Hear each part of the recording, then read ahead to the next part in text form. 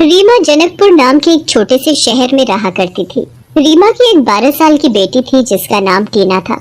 टीना बहुत ही चंचल स्वभाव की थी और अपनी माँ से बहुत प्यार किया करती थी। रीमा का पति टिल्लू एक शराबी था जो दिन रात शराब पीता रहता और आए दिन अपनी पत्नी रीमा को पैसों के लिए मारा करता था। रीमा बहुत ही गरीब थी और अपने घर का खर्च चलाने के लिए वो लोगों के घरों में खाना बनाने का काम किया करती थी। एक दिन रीमा काम करके घर आती है कि तभी उसकी बेटी टीना रीमा के पास आती है और बोलती है, माँ आप कितना काम करती हो, देखना जब मैं बड़ी हो जाऊंगी तो आपको एक भी काम नहीं करने दूंगी। हाँ, मैं तो चाहती हूँ कि मेरी बिटिया जल्दी से बड़ी हो जाए और खूब पढ़ लिख कर मेरा नाम रोशन करे। तुझे भूख लगी होगी ना, मैं जल्दी से तेरे लिए खाना बना देती हूँ। ऐसा बोलकर रीमा रसोई में खाना बनाने चली जाती है। कुछ देर बाद टीना रसोई घर में आती है और अपनी माँ से बोलती है, क्या बात है माँ, आज तो खाने की बहुत अच्छी खुशबू आ रही है। माँ मुझे भी आपके जैसा खाना बनाना सीखना है, प्लीज माँ मुझे भी खाना बनाना सिखाओ ना। हाँ हाँ सीख लेना, पर पहले अपनी पढ़ाई तो पूरी कर ले, फिर मैं तुझे अपने जैसा खाना बनाना सिखा दूंगी, ठीक है? तभी रीमा का पति टिल्लू नशे की हालत में घर आता है और रीमा से पैसे मांगने लगता है और जब रीमा पैसे देने से इनकार कर देती है तो उसे पीटने लगता है। मेरे घर में रहती है और मुझे को पैसे देने से मना करती है।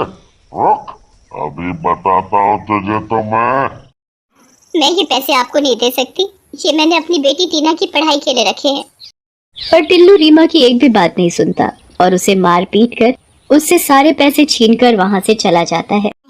एक तो लोगों के घरों में खाना बनाकर मैं थोड़े बहुत पैसे कमा पाती हूँ, घर का खर्च चला पाती हूँ, मगर ये जालिम पति मुझसे सारे पैसे छीन कर ले जाता है। हे भगवान, आखिर क्या करूँ मैं? ऊपर से टीना का बड़े स्कूल में दाखिला भी कराना है ताकि ये पढ़ लिख कर अपने पैरों पर खड़ी हो सके, मेरी तरह बेबस ना रहे। अगले दिन रीमा काम पर जाती है और अपनी मालकिन के घर में खाना बना रही होती है कि तभी वहाँ रीमा की मालकिन आ जाती है और रीमा से बोलती है, सच में रीमा, मानना पड़ेगा तुम्हें कि तुम बहुत ही स्वादिष्ट खाना बनाती हो। पता है, कल तो चिंटू के पापा भी तुम्हारे बनाए पराठों की बहुत तारीफ कर रहे थे।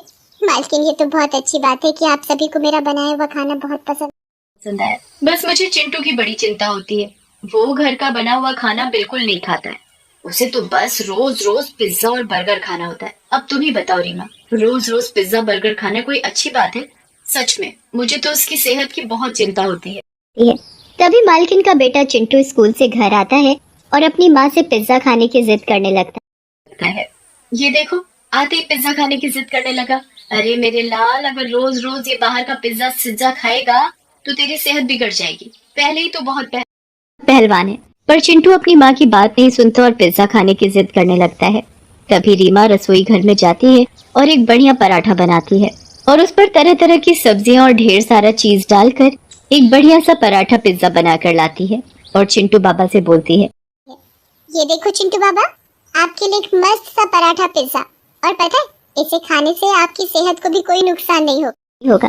फिर चिंटू रीमा के हाथ का बना पराठा पिज्जा खाता है और खुशी से बोलता है, अरे वाह, ये पराठा पिज्जा तो बाहर के पिज्जा से भी ज्यादा मस्त और टेस्टी है। चिंटू को खुशी खुशी घर का बना पराठा पिज्जा खाते देख मालकिन को बहुत खुशी होती है और वो रीमा से बोलती है, अरे वाह रीमा, तुमने तो कमाल ही कर दिया।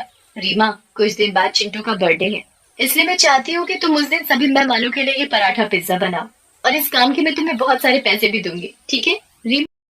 फिर तो उन पैसों से मैं अपनी बेटी का बड़े स्कूल में दाखिला भी करा पाऊंगी। फिर रीमा खुशी खुशी घर जाती है और टीना को सारी बात बताती है। अरे वाह माँ, आपको तो पिज्जा भी बनाना आता है, मुझे भी आपके हाथ का बना पराठा पिज्जा खाना है। मैं अपनी लाडू के लिए कल ही बढ़िया सा पराठा पिज्जा बनाऊंगी। रात हो जाती है, टीना कमरे में सोने के लिए चली जाती है कि तभी रीमा का पति टिल्लू नशे की हालत में घर आता है और रीमा से पैसे मांगता है।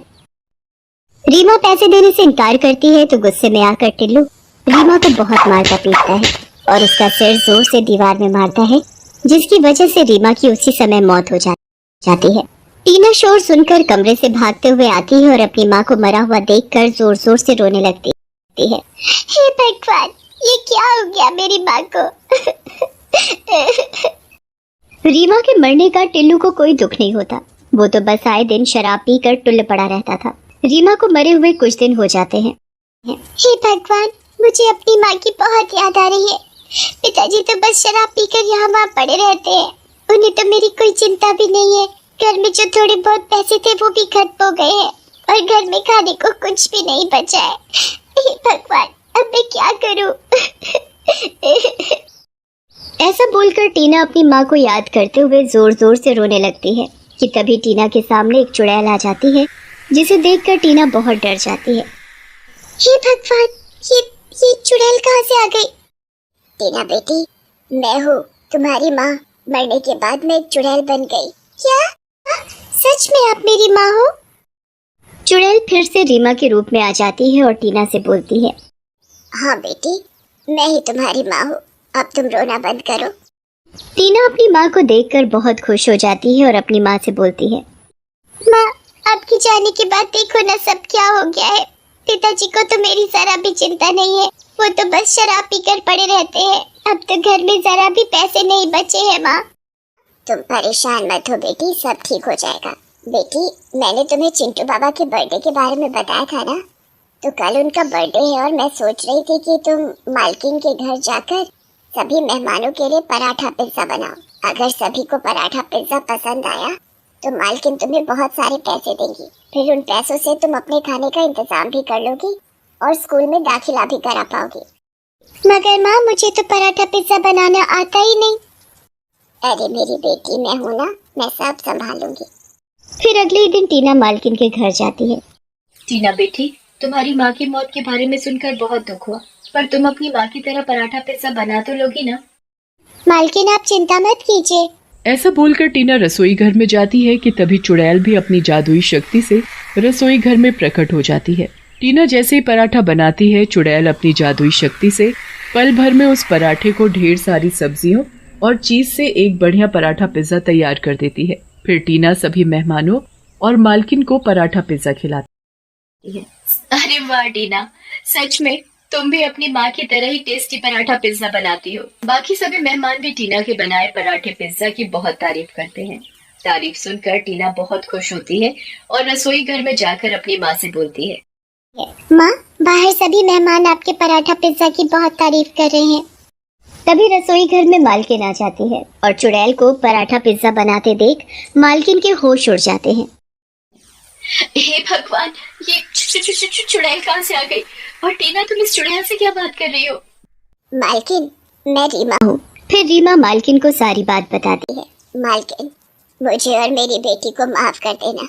मैं तो बस पराठा पिज्जा बनाने में अपनी बेटी की मदद कर रही थी, ताकि आप खुश होकर उसे ढेर सारे पैसे दे सके और उन पैसों से टीना अपने खाने का इंतजाम कर सके और हो सके तो बड़े स्कूल में दाखिला भी करा पाए। मालकिन, मेरी तो एक ही इच्छा है कि मेरी बेटी पढ़ लिख कर अपने पैरों पर खड़ी हो सके।